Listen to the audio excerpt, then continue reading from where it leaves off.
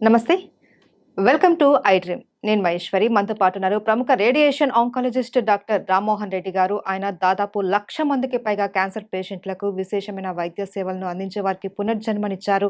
అలాగే 2016లో బ్రెస్ట్ క్యాన్సర్కి సంబంధించి కూడా చాలా మందికి క్యూర్ చేసి వారు గిన్నెస్ బుక్ ఆఫ్ వరల్డ్ రికార్డులో కూడా స్థానం సంపాదించారు. ఈ రోజు మనతో పాటు ఉన్నారు ఆయన. అసలు బ్రెస్ట్ క్యాన్సర్ అంటే ఏంటి, ఇది ఎవరికి వస్తూ ఉంటుంది, వస్తే వాళ్ళని ఎలా ట్రీట్ చేయాలి, వీటి గురించి సార్ని అడిగి తెలుసుకుందాం. నమస్తే సార్. నమస్తే మహేశ్వర్ గారు. సార్, చాలా మంది బ్రెస్ట్లో ఏదైనా చిన్న చేంజ్ కనపడినా మాకు బ్రెస్ట్ క్యాన్సర్ ఉందేమో అని తెగ భయపడిపోతూ ఉంటారు. ఈ బ్రెస్ట్ క్యాన్సర్ ఒక కామన్ మెన్ ఎలా ఐడెంటిఫై చేయాలి? బ్రెస్ట్ క్యాన్సర్ నాకు ఉందేమో అని భయపడుతూనే ఉండిపోతున్నారు, కానీ భయపడి ఏముందో, ఎందుకుందో, ఎలా ఉందో అని ఒక డాక్టర్ని సంప్రదించడం లేదు. అది చాలా ముఖ్యమైన విషయం. బ్రెస్ట్కి సంబంధించి టీనేజ్ అమ్మాయిల నుంచి బాగా పెద్ద వయసు అయిపోయిన వాళ్ళ వరకు ఎవరికైనా బ్రెస్ట్లో చిన్న చిన్న గడ్డలు రావచ్చు. ఈ గడ్డలు ప్రతి గడ్డ క్యాన్సర్ గడ్డ కావాల్సిన లేదు. గడ్డ అంటే ట్యూమర్ అంటాం. ట్యూమర్ అంటే ట్యూమర్లలో క్యాన్సరస్ ట్యూమర్స్ ఉంటాయి, నాన్ క్యాన్సరస్ ట్యూమర్స్ ఉంటాయి. చిన్న వయసులో ఉండే వాళ్ళకి యూజువల్గా ఫైబ్రో అడినోమాస్ అనేవి కామన్. మధ్య వయసులో వాళ్ళకి ఫైబ్రో అడినోసిస్ అనేది కామన్. ఇవి రెండు కాకుండా బ్రెస్ట్లో సిస్ట్లు వెరీ కామన్, అంటే వాటర్ ఫిల్డ్ క్యావిటీస్ ఉంటాయి. ఇవన్నీ నాన్ క్యాన్సరస్. కాకపోతే వీటిల్లో కొన్ని క్యాన్సరస్ గా మారే అవకాశం ఉంటుంది. కాబట్టి ఎర్లియస్ట్ మనకు ముందుగా అనుమానం రాగానే ఇది వివరంగా ఇది ఏంటని చూసుకోవడం, డాక్టర్ని సంప్రదించి సలహా తీసుకుని వైద్యం చేయించుకోవడం చాలా ముఖ్యం. అయితే సార్, ఇది బ్రెస్ట్ క్యాన్సర్ అవునా కాదా అన్నది ఎలా డయాగ్నోస్ చేయాలంటారు? బ్రెస్ట్ క్యాన్సర్ అవును కాదని చెప్పాలంటే ముఖ్యంగా డయాగ్నోసిస్ అనేది ఆబ్వియస్గా ఎవిడెన్స్ బేస్డ్గా తీసుకుంటాం మేము. మొట్టమొదట అనుమానం రాగానే వైద్యుని సంప్రదించడం ముఖ్యమైనది. వైద్యుని సంప్రదించిన తర్వాత వైద్యులు ఏం చేస్తారంటే 35 సంవత్సరాల లోపల వాళ్ళైతే ultrasound examination of the breasts, అంటే అల్ట్రాసౌండ్తోని బ్రెస్ట్ ఎగ్జామినేషన్ చేస్తారు. దానిలో సిస్ట్లు కానీ, గడ్డలు కానీ, తర్వాత ఫైబ్రోడినోమాస్ కానీ ఇలాంటివన్నీ బాగా డయాగ్నోస్ చేయగలుగుతాం. అనుమానంగా ఏదైనా ఉంటే దాని నుంచి ఒక నీడిల్ టెస్ట్ చేస్తాం. ఫైన్ నీడిల్ ఆస్పిరేషన్ సైటాలజీ అంటాం. ఫైన్ నీడిల్ ఆస్పిరేషన్ సైటాలజీ అంటే చాలా చిన్న నీడిల్, మామూలుగా ఇంట్రామస్కులర్ ఇంజెక్షన్స్ ఇచ్చే 24 గాజ్ నీడిల్ ఉంటుంది. ఆ నీడిల్లో ఉన్న రంధ్రంలో కొన్ని సెల్స్ నిలబడతాయి. అందులో గుచ్చి కాస్త నెగటివ్ ప్రెషర్ అప్లై చేస్తే ఆ రంధ్రంలో కొన్ని సెల్స్ నిలబడతాయి. ఆ సెల్స్ని మైక్రోస్కోప్లో ఎగ్జామినేషన్ చేసి, స్టెయినింగ్ చేసి, మైక్రోస్కోప్లో ఎగ్జామినేషన్ చేసి క్యాన్సరస్ ఉండే అవకాశం ఉంది అనుకుంటే ఫర్దర్ ఎగ్జామినేషన్ చేస్తాం. ఓకే. అయితే సార్, సెల్ఫ్ డయాగ్నోస్ కూడా చేసుకోవచ్చు అనేసి అంటూ ఉంటారు కదా బ్రెస్ట్ క్యాన్సర్కి సంబంధించి. వాళ్ళని వాళ్ళు పరీక్షించుకోవడం, లేకంటే రొమ్ములో ఏమైనా చేంజెస్ ఉన్నాయా లేదా అని చెప్పి, లేకంటే ఆ పరిసర ప్రాంతాలలో కూడా ఏమైనా లక్షణాలు కనపడే అవకాశాలు ఉంటాయని అంటూ ఉంటారు కదా. సో దాన్ని మనం ఎలా డయాగ్నోస్ చేసుకోవాలి? సెల్ఫ్ డయాగ్నోసిస్ అనే కంటే సెల్ఫ్ ఎగ్జామినేషన్ చేసుకోవడం అంటాం. సెల్ఫ్ ఎగ్జామినేషన్ స్కూళ్ళల్లోనే మేము టీచర్లను ఎంకరేజ్ చేస్తున్నాం. చెప్పండి పిల్లలకి, ఇలా చెప్పండి, చూసుకోండి అని. బ్రెస్ట్లో ఏమాత్రం చిన్న గడ్డ కానీ, చిన్న గట్టితనం కానీ ఎక్కడైనా ఉంటే వెంటనే చూసుకోవడం. ఆ చూసుకోవడానికి కొన్ని పద్ధతులు ఉంటాయి, తర్వాత నేను మీకు ఎక్స్ప్లెయిన్ చేస్తాను వివరంగా ప్రేక్షకుల కోసం. ఈ గడ్డ లాంటివి ఏమైనా ఉంటే డాక్టర్ దగ్గరికి వెళ్ళడమే ముఖ్యం. వెళ్ళిన తర్వాతనే ఫర్దర్ డయాగ్నోస్ చేయడం అవుతుంది. సెల్ఫ్ డయాగ్నోసిస్ అనేది కాదు, సెల్ఫ్ ఎగ్జామినేషన్ అండ్ సస్పిషన్, అవి రెండు ఇంపార్టెంట్. అది అయిన తర్వాత డాక్టర్ దగ్గరికి వస్తే నేను ఇందాక చెప్పినట్టు ఫైన్ నీడిల్ ఆస్పిరేషన్ వరకు చేస్తాం. అనుమానాస్పదంగా ఉంటే, అందులో కూడా అనుమానాస్పదంగా ఉంటే థిక్కర్ బోర్ నీడిల్తోని ఇంకా పెద్ద ముక్క తీసి ఒక రిబ్బన్ షేప్డ్ బిట్ తీసుకుని ఎగ్జామినేషన్ చేస్తాం. దానిలో జబ్బు యూజువల్గా ఉంటే కన్ఫర్మ్ అవుతుంది, లేకపోతే రూల్ అవుట్ చేస్తాం. ఇంకొన్నిసార్లు ఆ గడ్డని తీసేయాల్సిన అవసరం ఉంటాయి, కొన్ని ఆ గడ్డ కంపల్సరీగా తీయాల్సిన అవసరం ఉంటుంది. తీసి బయాప్సీ చేస్తాం, దాన్ని ఎక్సిషన్ బయాప్సీ అంటాం. ఈ అన్ని విధాలుగాను మొదట జబ్బు ఉందా లేదా అని డయాగ్నోస్ చేస్తాం. జబ్బు ఉందని డయాగ్నోస్ అయితే, ఒకవేళ అయిన తర్వాత జబ్బు శరీరంలో ఎక్కడి నుంచి ఎంతవరకు ఉందని చూడడానికి చాలా టెస్టులు ఉంటాయి. మామూలుగా బ్రెస్ట్లో ఉద్భవించిన క్యాన్సరస్ డిసీజ్ అయితే ఏమవుతుందంటే బాడీలోకి వెళ్ళిపోవడానికి ప్రయత్నం చేసినప్పుడు లింఫాటిక్ ఛానల్స్ అని ఉంటాయి మన శరీరంలో. అవి బ్రెస్ట్కి సంబంధించినంత వరకు ఆర్మ్పిట్లో ఉంటాయి. ఆ ఏరియాలో ఒక 5 సెట్స్ ఆఫ్ లింఫ్ నోడ్స్ ఉంటాయి. యాంటీరియర్ గ్రూప్ అని, పోస్టీరియర్ గ్రూప్ అని, మీడియల్ అని, లేటరల్ అని, సెంట్రల్ అని, అపికల్ అని 5 రకాల సెట్స్ ఆఫ్ లింఫ్ నోడ్స్ ఉంటాయి, ఇంటూ విచ్ ఈ లింఫాటిక్స్ వెళ్తాయి. లింఫాటిక్స్ అంటే ఏంటంటే లింఫాటిక్స్ ఏం విశేషం కాదు, శరీరంలో ఒక రకమైన ప్రొటెక్టివ్ సిస్టమ్ ఉంది మనకి, దానికి సంబంధించిన ఛానల్స్ని లింఫాటిక్ ఛానల్స్ అంటాం. ఇవి అక్కడక్కడ చిన్న చిన్న నోడ్స్లో ఆగి మరలా వెళ్తుంటాయి. ఆ నోడ్స్ ఫిల్టర్స్. శరీరంలో ఎక్కడ ఏ ఇన్ఫెక్షన్ వచ్చినా, సే ఫర్ ఎగ్జాంపుల్ వెళుతూ వెళుతూ దారిలో ఎదురు కొట్టుకున్నాం అనుకోండి రాయికి, ఇన్ఫెక్ట్ అవుతుంది అక్కడ. అది అయినప్పుడు బొటనవేలుకి ఎక్కడో దెబ్బ తగిలితే గజ్జల్లో బిళ్ళ కడుతుంది, ఇంగ్వైనల్ ఏరియాలో గడ్డలాగా వస్తుంది. దాన్ని లింఫ్ నోడ్ ఎన్లార్జ్మెంట్ అని అంటాం. ఇక్కడి నుంచి వచ్చిన ఇన్ఫెక్షన్ బాడీలోకి వెళ్లకుండా ప్రివెంట్ చేయడంలో, ఇన్ఫెక్షన్ అక్కడికి వచ్చి అక్కడ కొంచెం ఇది అయిన తర్వాత అక్కడ నొప్పి అవుతుంది. సో ఇవన్నీ ప్రొటెక్టివ్ సిస్టంలో భాగాలు. అలాగే బ్రెస్ట్లో ఇక్కడ వచ్చిన క్యాన్సర్ సెల్స్ కూడా వెళ్ళిపోతూ ఉంటాయి శరీరంలోకి. వెళ్ళేటప్పుడు లింఫ్ నోడ్స్ ఫిల్టర్ చేస్తాయి, ఫిల్టర్ చేసి అక్కడ ఉంటాయి. అక్కడ అవి మల్టిప్లై కావచ్చు, దాని ద్వారా అక్కడ కూడా గడ్డల్లాగా వస్తాయి. ఇంకా ఎక్కువ ఇంకా ఇదైతే ఏమవుతుందంటే ఆ లింఫాటిక్ ఛానల్సే కాకుండా బ్లడ్ కూడా గడ్డకి వస్తుంది, వెళుతుంది. ఈ క్యాన్సర్ సెల్స్ అన్ని ఫ్రీగా ఫ్లోటింగ్ సెల్స్ ఉంటాయి. ఈ సెల్స్ వెళ్లే రక్తంతో పాటు శరీరంలోకి వెళ్ళిపోయి శరీరంలోని హార్ట్కి వెళ్ళి హార్ట్ నుంచి శరీరంలోని అన్ని భాగాలకి పంపాయి. ఎక్కడైతే అవి పెరిగేదానికి ఎన్విరాన్మెంట్ బాగుందో అక్కడ డిపాజిట్ అయ్యి అక్కడ పెరుగుతుంటాయి. సో బ్రెస్ట్ క్యాన్సర్ ని మనం నెగ్లెక్ట్ చేస్తే వేరే ప్రాంతాలలో కూడా మనకు ఈ క్యాన్సర్ అన్ని భాగాలకు వస్తుంది. ఇదంతా మనం చెక్ చేయడం, స్టేజింగ్ ప్రాపర్గా స్టేజ్ చేయడం అంటాం. స్టేజ్ చేసిన తర్వాత వైద్యం ప్లాన్ చేసుకుంటాం. ఇక్కడి నుంచి ఇంతవరకు ఉంటే ఇంత చేయాలి, లోకలైజ్డ్ అయిపోయింది ఆపరేషన్ అంతవరకే చేస్తే చాలు, బ్రెస్ట్ని కూడా తీసేయాల్సిన అవసరం లేకుండా సేవ్ చేయగలుగుతాం. ఇంకొంచెం దూరంగా ఉంది, ఇంకొంచెం ఎక్కువ ఉంటుంది. అవన్నీ డిసైడ్ చేయడానికి staging, perfect staging of the disease కూడా డయాగ్నోసిస్లో ఒక భాగంగా చేస్తాం. అయితే ఇందులో కూడా స్టేజెస్ ఉంటాయని అనేసి అంటున్నారు కదా, ఏ స్టేజ్లో అయితే మనం సర్జరీతోనే క్యూర్ చేసుకునే అవకాశం ఉంటుంది అంటారు? ఏ స్టేజ్లో మనము ఎక్కువ సివియర్గా తీసుకోవాలంటారు? నేను ఇందాక చెప్పేటప్పుడు ఫైబ్రో అడినోమాస్ అని కొన్ని చెప్పాను. వాటిలో కొన్ని జైంట్ ఫైబ్రో అడినోమాస్ అంటారు. 5 సెంటీమీటర్లు అంతకంటే పెద్దగా ఉంటాయి. నాన్ క్యాన్సరస్ ట్యూమర్సే ఉంటాయి. అయినప్పటికీ అందులో ఎగ్జామినేషన్ చేస్తే కొన్ని క్యాన్సర్ సెల్స్ ఉంటాయి, ఇంకెక్కడికి వెళ్ళవు, అప్పటికి వెళ్ళుండవు. తర్వాత సిస్టిసార్కోమా ఫిలాయిడిస్ అని ఒక డిసీజ్ ఉంది. అది కూడా బ్రెస్ట్కి సంబంధించింది. చాలా పెద్ద గడ్డగా ఉంటుంది చూసేదానికి, బట్ లోపలికి వెళ్ళి చూస్తే అంత మ్యాలిగ్నెంట్, అంత క్యాన్సరస్ కాదు. అక్కడ మాత్రమే డిసీజ్ ఉంటుంది, ఇంకెక్కడికి పాకదు. అలాంటివి giant fibroadenomas where there is cancerous transformation. ఫైబ్రోఅడినోమాలలో క్యాన్సర్ ట్రాన్స్ఫర్మేషన్ అవుతూ ఉంటే అందులో తీస్తాం, దాన్ని స్టేజ్ 0 అంటాం. సిస్టోసార్కోమా ఫిలాయిడిస్లో ఉండే ట్యూమర్లో ఎక్కడో కొంచెం ఉంటుంది, మిగతా చోట్ల ఎక్కడా ఉండదు. అంతవరకు తీస్తే సరిపోతుంది. కొన్ని డిసీజెస్లో మనం ఇన్సిడెంటల్గా కనుక్కుంటాం, దాన్ని మైక్రో ఇన్వేసివ్ కార్సినోమా అంటాం, దాన్ని స్టేజ్ 0 క్యాన్సర్ అంటాం. అది 100% క్యూరబుల్. స్టేజ్ 1కి వస్తే కూడా 95% of the time it is curable. కాకపోతే సర్జరీ మాత్రమే సరిపోతుందని చెప్పలేం. సర్జరీతో పాటు యాడెడ్ థెరపీస్, అడ్జువెంట్ థెరపీస్ అంటాం. సర్జరీతో పాటు కీమోథెరపీనో రేడియోథెరపీనో రెండూనో ఇవ్వాల్సిన అవసరం రావచ్చు. స్టేజ్ 1 స్టేజ్ 2 అనే కంటే ఇంకా బెటర్ స్టేజింగ్ డాక్టర్స్ మేము వాడేది. పేషెంట్స్ 1 2 3 4 అనుకోవడం సింపుల్ కనుక అనుకుంటారు, కానీ మేము tumour staging, nodal staging, metastatic staging అని విడిగా అంటాం. ట్యూమర్ స్టేజింగ్ అంటే 2 సెంటీమీటర్ల లోపల ఉంటే స్టేజ్ 1 అంటాం. మైక్రో ఇన్వేజివ్ ఉండి ఇంకెక్కడికి పాకకుండా చాలా చిన్నదిగా ఉంటే స్టేజ్ 0 అంటాం. 2 నుంచి 4 సెంటీమీటర్ల లోపల ఉంటే 2 to 5 సెంటీమీటర్స్ ఉంటే బ్రెస్ట్లో T2 అంటాం. అది అంతకంటే దాటితే T3 అంటాం. ఇంకా దాటి లైక్ స్కిన్ ఇన్వాల్వ్ అయింది, లైక్ చెస్ట్ వాల్ ఇన్వాల్వ్ అయింది, అప్పుడు T4 అంటాం. T4లో స్కిన్ ఇన్వాల్వ్ అయితే T4A అని, చెస్ట్ వాల్ ఇన్వాల్వ్ అయితే T4B అని అంటాం. ఇలాగా ట్యూమర్ స్టేజింగ్ అంటే వివరంగా డిసీజ్ ఎంత ఉంది, ఎక్కడ ఉందని ఇంకో డాక్టర్కి తెలిసే విధంగా వైద్యం ఒకరు కాకుండా ఇంకొకరు ఏమైనా చేయాల్సిన అవసరం వస్తే ఒకళ్ళకి మిస్కమ్యూనికేషన్ కాకుండా వీరన్న దాన్ని బట్టి వాళ్ళు ఫాలో అయితే తప్పు కాకుండా ఉండే విధంగా ఇలాగ ట్యూమర్ స్టేజింగ్ ఉంటుంది. నోడల్ స్టేజింగ్ కూడా అంతే. నోడ్స్ ఇన్వాల్వ్ కాలేదు, N0 అంటాం. నోడ్స్ ఇన్వాల్వ్ అయ్యాయి, N1 అంటాం.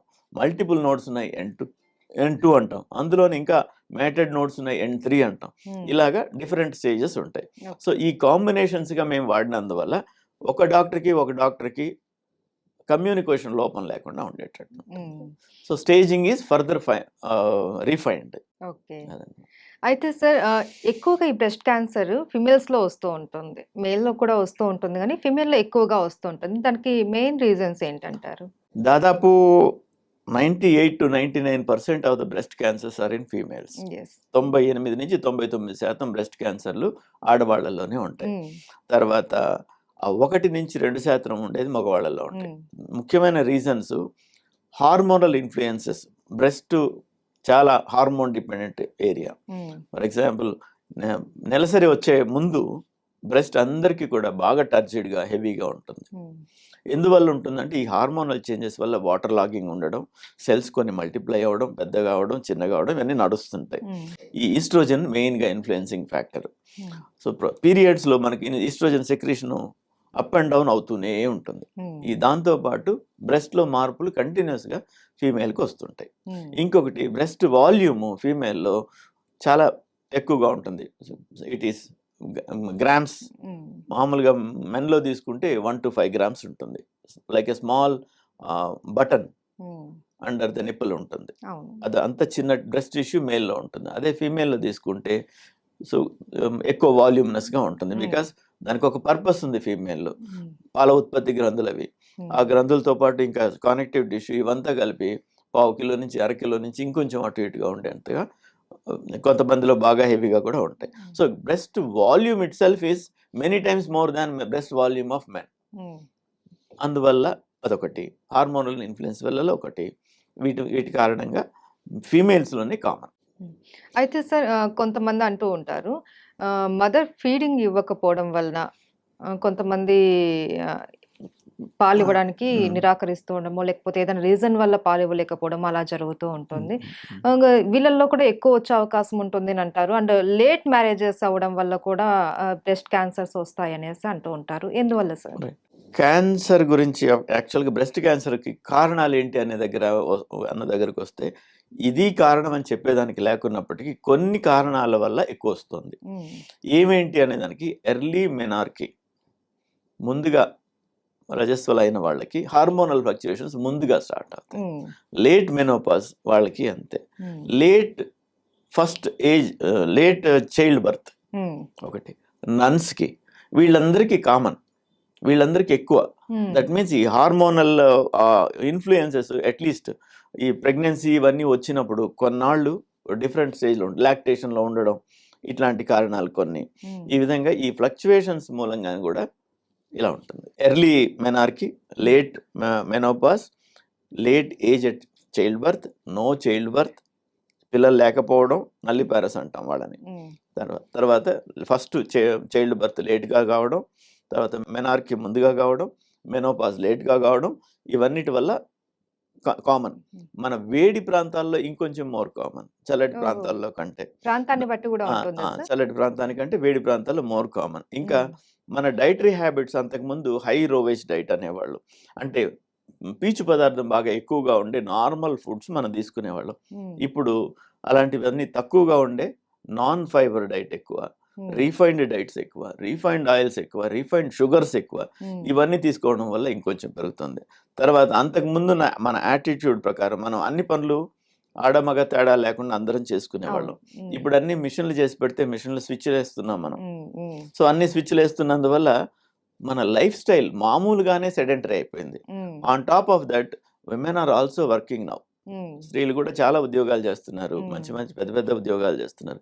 ఏ ఉద్యోగం చేసుకున్నా కుర్చీలో కూర్చున్న తర్వాత చేస్తాం.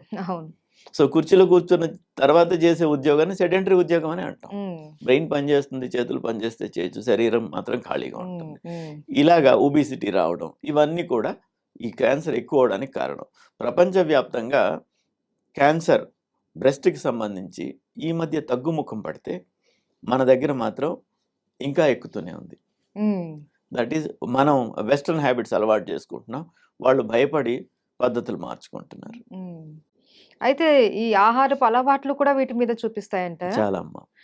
అయితే సార్, ఇప్పుడు బ్రెస్ట్ క్యాన్సర్ ఏదైనా ఒక బ్రెస్ట్కి వచ్చినప్పుడు దానికి మీరు సర్జరీ చేసో, లేకంటే థెరపీ, రేడియేషన్ థెరపీ, కీమోథెరపీ ఇలా ఇచ్చి దాన్ని తగ్గించడము, పూర్తిగా క్యూర్ చేయడము జరిగిన తర్వాత కూడా ఇంకొక సైడ్ బ్రెస్ట్కి కూడా వచ్చే అవకాశాలు ఉంటాయా?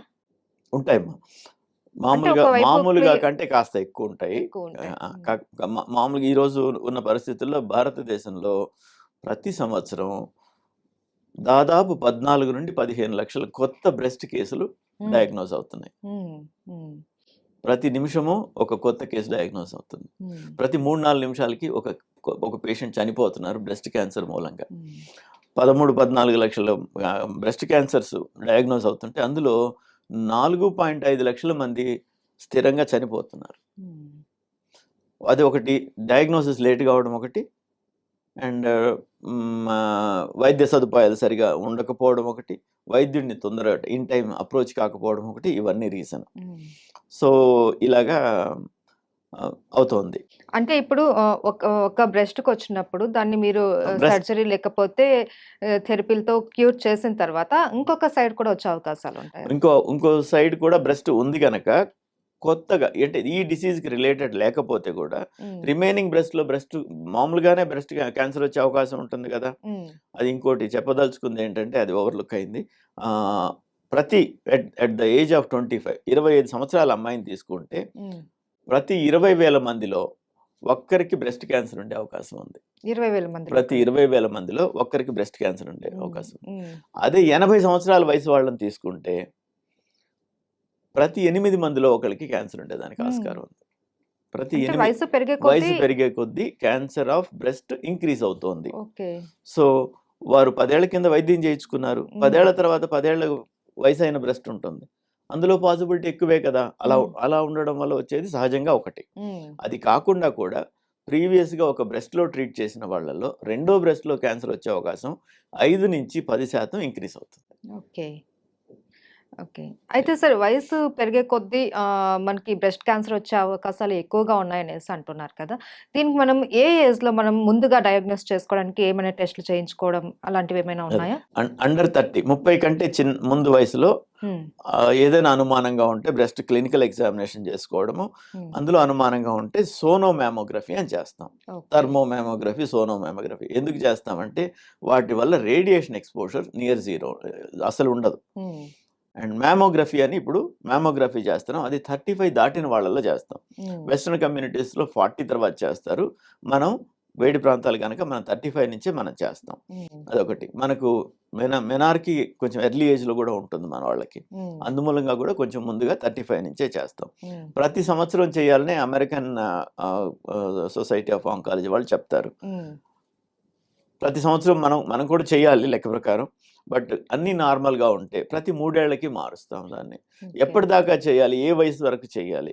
ఇంకో 3, 4 ఏళ్లలో చనిపోతాం అనేంత వయసొచ్చేంత వరకు ఒకటి. హ్మ్. లేదంటే నాకేమైనా వచ్చినా ఇంక వైద్యం వద్దు అనుకునే వయసొచ్చినాక ఒకటి. హ్మ్. So, long period every 1 year western communities ప్రకారం వాళ్ళ స్టాండర్డ్స్ ప్రకారం, మన ఇదిన ప్రకారం అన్నీ నార్మల్ ఉండేవాళ్ళకి ప్రతి 3 ఏళ్లకి ఒకసారి బ్రెస్ట్ క్యాన్సర్‌కి మామోగ్రఫిక్ స్క్రీనింగ్ చేయాలి. ఓకే. మామోగ్రఫిక్ స్క్రీనింగ్‌లో 2 చేస్తాం. థర్మోమామోగ్రఫీ అని హ్మ్.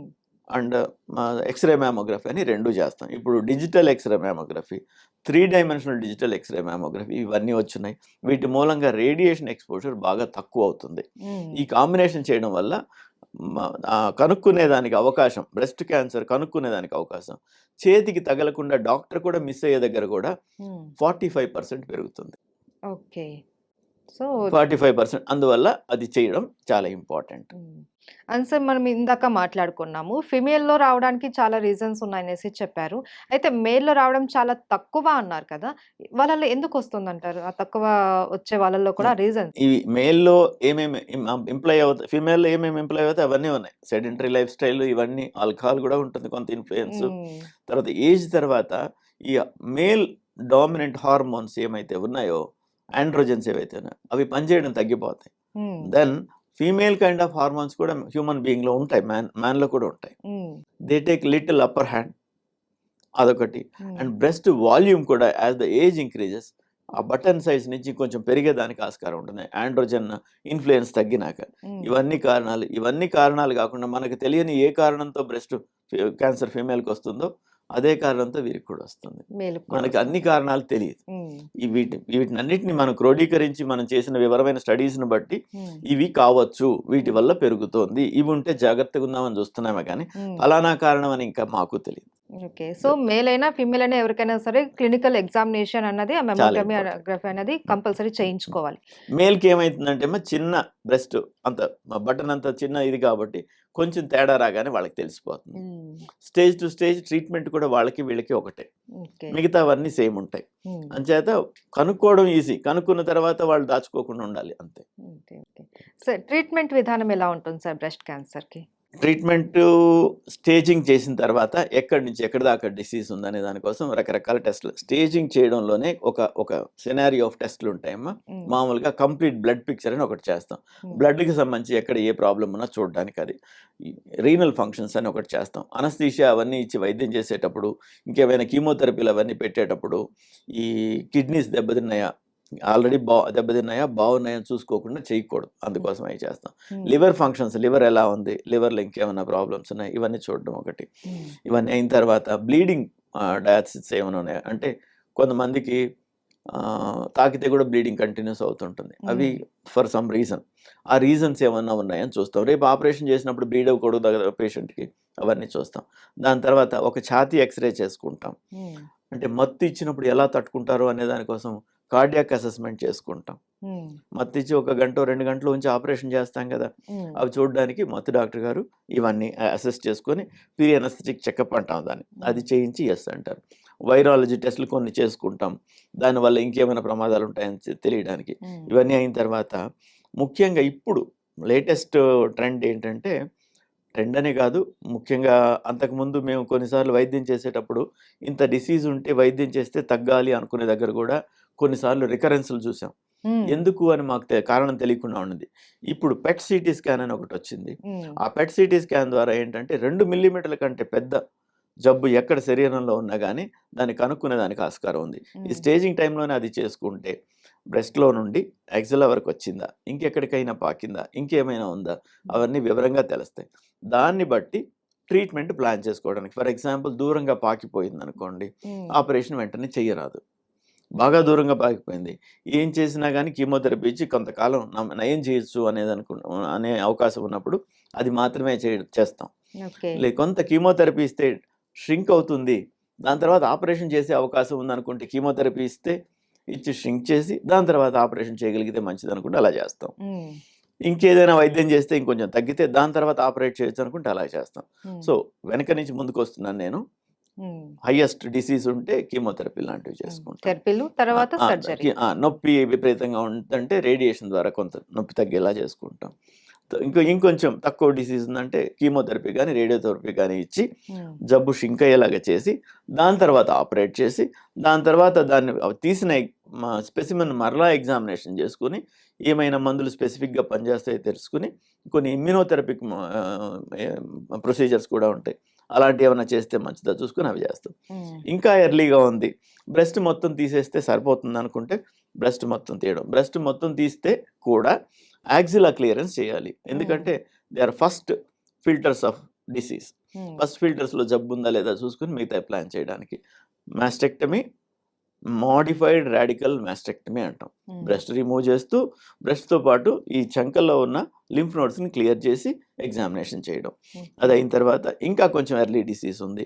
బ్రెస్ట్ తీయాల్సిన అవసరం లేకుండానే సేవ్ అయిపోతారు. హ్మ్. వర్కింగ్ వుమెన్, బయటికెళ్ళేవాళ్ళు, దట్ ఈస్ సోషల్‌గా వాళ్ళకి స్టిగ్మా ఉంటుంది. అవును. వాళ్ళకి కాన్ఫిడెన్స్ లెవెల్స్ మారుతుంటాయి. అలా హ్మ్. కాకుండా ఎర్లీ డిసీజ్ ఉన్నప్పుడు అంతవరకే తీసి, ట్యూమర్ మాత్రం విత్ చిన్న మార్జిన్ తీసేసి, హ్మ్. క్వాడ్రాంటెక్టమీ అంటాం, వైడ్ లోకల్ ఎక్సిషన్ అంటాం. ఇలాంటివి చేసి, అవసరమైతే సెంటినెల్ నోడ్ బయాప్సీ అని యాక్సిలాలో నుంచి ఒక నోడ్ తీసి ఉందా లేదా అని చూసి, హ్మ్. అంత లిమిటెడ్ సర్జరీ చేసి బ్రెస్ట్ సేవ్ చేసుకుంటాం. హ్మ్. బ్రెస్ట్ సేవ్ చేసుకొని ఈ ఈ మిగతా ఏమైనా వైద్య విధానాలుంటే అప్పుడు ప్రొసీడ్ అవుతాం. హ్మ్. సో, సింపుల్ లంప్ తీయడం దగ్గర నుండి ఎక్స్టెండెడ్ రాడికల్ మాస్టెక్టమీ వరకు ఏదైనా చేయొచ్చు. హ్మ్. దాంతో పాటు a combination of chemotherapy, radiotherapy వాడాల్సిన అవసరం అవుతుంది. హ్మ్. అందుకే నేను ముందే మీకు చెప్పాను. క్యాన్సర్‌లో treatment always multi modal therapy. Hmm. Multi modes. ఒకటి కీమోథెరపీ, ఒకటి సర్జికల్, ఒకటి రేడియేషన్. ఇలాంటి మోడ్స్ అన్నీ మనం కంబైన్ చేసుకొని we get the best out of it. Hmm. ఈ వైద్య విధానాలన్నిట్లో నుంచి ఉత్తమమైన ఫలితాలని రాబట్టుకుంటాం. హ్మ్. అండ్ సార్ ఇంకొకటి ఏంటంటే చాలా మంది ఏంటినంటే ఈ బ్రెస్ట్ క్యాన్సర్ కావచ్చు, ఏ క్యాన్సర్ అయినా సరే వాళ్ళకు ఉన్నది అని తెలిసిన తర్వాత దానికి ట్రీట్మెంట్ తీసుకోవాలి అంటే భయపడతారు. ఎందుకనంటే అవగాహన లేకపోవడమో, లేకపోతే ఆ రేడియేషన్ థెరపీనో, లేకపోతే కీమోథెరపీనో వీటి వల్ల ఇంకా ఎక్కువ సైడ్ ఎఫెక్ట్స్ రావడం ఇలా ఉంటాయి. దానికన్నా ఇలానే బతికినంత కాలం బ్రతుకుదాం. తర్వాత ఏదైతే అదవుతుంది అనేసి దేవుడి మీద భారం అనేసి అంటూ ఉంటారు చాలామంది. సో, ఎందుకు ఇంత భయం నే ఎందుకుంటుంది? నేను వాళ్ళలో ఎలాంటి అవగాహన నేను తీసుకురావాలంటారు? కొన్ని చెప్తానమ్మా. వైద్యం చేయించుకోవడం, క్యూర్ అయ్యేదానికి ఆస్కారం ఉంది నంబర్ 1. హ్మ్. అందుకోసం చేయించుకోవాలి. హ్మ్. క్యూర్ అయ్యే ఆస్కారం లేకున్నా బ్రెస్ట్ క్యాన్సర్‌కొచ్చేటప్పటికి తప్పనిసరిగా వైద్యం చేయించుకోవాలి. ఎందుకంటే కాల్లో ముల్లు గుచ్చుకుందనుకుందాం. ముల్లు గుచ్చుకున్నప్పుడు నొప్పే కానీ దాని తర్వాత నొప్పేమి ఉండదు. హ్మ్. బట్ పాదం ఎక్కడైనా మోపామంటే మరలా నొప్పి. అవును. రైట్. అంటే ఆ బాధ ఉన్న చోట, ఇబ్బంది ఉన్న చోట కాస్త కదిలినా గాని నొప్పవుతుంది. హ్మ్. మనం ఊపిరి తీసుకోకుండా ఒక్క నిమిషం ఉండగలమమ్మా? ఉండలేము. ఉండలేము. ఒక హ్మ్. నిమిషం మహా అయితే యోగులు, ఇట్లాంటి వాళ్ళైతే ఇంకొక 5 నిమిషాలు ఉండగలుగుతారు. హ్మ్. దాని హ్మ్. తర్వాత లేదు. ప్రతి శ్వాసతోనూ ఈ చెస్ట్, రిబ్ కేజ్ అంటాం. ఇలా కదులుతుంది. హ్మ్. ప్రతి శ్వాసతోనూ ఊపిరితిత్తులు ఎక్స్‌పాండ్ అవుతాయి.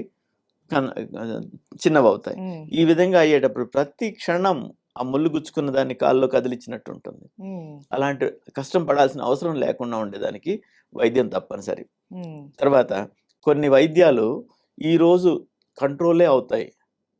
క్యూర్ కావు అని ఉంటే కూడా హ్మ్. రేపు క్యూర్ చేసేదానికి మందొచ్చింది.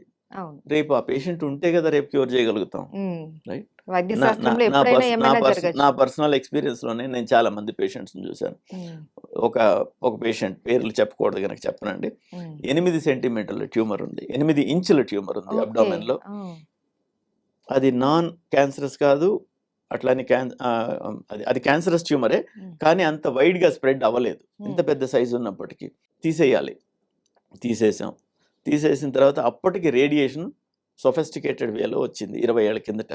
హ్మ్. సొఫిస్టికేటెడ్ వేలో వచ్చింది. తీసేసినప్పుడు అంతా తీసేయలేకపోయాం. కొంత వదిలేయాల్సొచ్చింది. దానికి మెటాలిక్ క్లిప్స్ పెట్టుకొని మార్జిన్స్ మార్క్ చేసుకున్నాం. హ్మ్. ఎక్స్టర్నల్ బీమ్ రేడియేషన్ థెరపీ, అందులో ఇమేజ్ గైడెడ్ రేడియోథెరపీ అనే టెక్నిక్ ద్వారా ఇవ్వగలిగాం. క్యూర్ అయ్యారు పేషెంట్. హ్మ్. 15 సంవత్సరాలు బాగున్నారు. 15 సంవత్సరాల తర్వాత ఈ పాత ఆపరేషన్ మూలంగా హెర్నియా వచ్చింది. ఓకే. హెర్నియా ఆపరేషన్‌కి ఇంకొక హాస్పిటల్‌కెళ్లారు. అక్కడ వాళ్ళు ఇన్వెస్టిగేట్ చేస్తే హెర్నియా ఆపరేషన్ చేశారు. కానీ ఇన్వెస్టిగేషన్స్ నా దగ్గరికి తెస్తే మరలా నేను చూస్తే లివర్‌లో మెటాస్టాటిక్ డిపాజిట్స్ ఉన్నాయి. హ్మ్. 2.5 సెంటీమీటర్స్ ట్యూమర్ లివర్‌లో ఉంది. 20 ఏళ్ల కిందట ఆయనకి ట్రీట్మెంట్ చేసినప్పుడు ఇక్కడికొస్తే ఇంక చనిపోయినట్టే. లివర్‌లో వస్తే ఇంక పోయినట్టే అనుకునేవాళ్ళం. హ్మ్. 20 ఏళ్ల తర్వాత సెకండ్ టైమ్ జబ్బొచ్చి మరలా వచ్చినప్పుడు అక్కడ మరలా నీడిల్ బయాప్సీ చేసి కన్ఫర్మ్ చేసాం. కన్ఫర్మ్ చేస్తే అది డిసీజే. హ్మ్. శరీరంలో ఎక్కడైనా ఉందా అని చూస్తే ఎక్కడా లేదు. హ్మ్. సైబర్ నైఫ్ అనే రేడియోథెరపీ విధానం ద్వారా హ్మ్. రేడియో సర్జరీ అనే ప్రొసీజర్ చేసి ఆయన్ని క్యూర్ చేసాం హ్మ్. అప్పుడు. హ్మ్. దాని తర్వాత 10 ఇయర్స్ బాగున్నారు. 10 ఇయర్స్ తర్వాత ఆ 10 ఇయర్స్ కిందటి కూడా అదే ఆఖరి థెరపీ. ఇంకేం లేదు. హ్మ్. 10 ఇయర్స్ తర్వాత ఇప్పుడు రేడియో న్యూక్లియైడ్స్ అని కొన్ని ఇచ్చి హ్మ్. ట్రీట్మెంట్ చేయడం. లూటీషియం థెరపీ అంటాం. ఆ థెరపీ అనేది ఇప్పుడొచ్చింది. హ్మ్. ఆయనకి 10 ఏళ్ల తర్వాత మరలా 7 ఏళ్ల తర్వాత మరలా ఈ developed metastatic deposits in entire liver. Liver అంతా జబ్బొచ్చింది. హ్మ్. లివర్ అంతా జబ్బొస్తే లివర్ అంతా తీసేస్తే it is not possible to live. హ్మ్. సో, ఒక దగ్గర ఉంటే తీయగలిగి ఉండేవాళ్ళం గానీ, రేడియో సర్జరీ చేయడానికి కూడా ఒక చోట ఉంటే చేయగలుగుతాం గానీ, వేరే విధంగా చేయలేం. హ్మ్. ఇప్పుడు ఈ లూటీషియం థెరపీ అనేది ఆయనకి అందుబాటులోకి వచ్చింది. హ్మ్. He is again living. So, 25 ఏళ్ళు, 20 ఏళ్ళు అన్ని పనులు చేసుకుంటూ నార్మల్‌గా బతకడం అనేది వెరీ సింపుల్. ఈయనకి పాసిబుల్ అయింది. అవును. అదే వైద్యం చేయించుకోకుండా దాచుకునుంటే ఏమయ్యేది? హ్మ్. సో, ఇట్లాంటి పాసిబిలిటీస్ చాలా ఉన్నాయి గనుక వైద్యం చేయించుకోవడం అవసరం. ఒక్క సంవత్సరం బెనిఫిట్ వస్తుందన్నా, మేమిచ్చే లైఫు వాళ్ళ జబ్బుతో వాళ్ళ లైఫ్ కంటే మోర్ బెనిఫిషియల్, హ్మ్. మోర్ కంఫర్టబుల్, హ్మ్. మోర్ ప్రొడక్టివ్ ఉంటుంది. హ్మ్. బాధలు పడుతూ ఒక సంవత్సరం బతకడం వేరే, కంఫర్టబుల్‌గా ఒక సంవత్సరం బతకడం వేరే. ఆ తేడా వైద్యం చేయించుకున్నందువల్ల వస్తుంది. అవును. అందుకని వైద్యం తప్పనిసరిగా చేయించుకోవాలి. Right. Okay. Thank you so much sir. Welcome.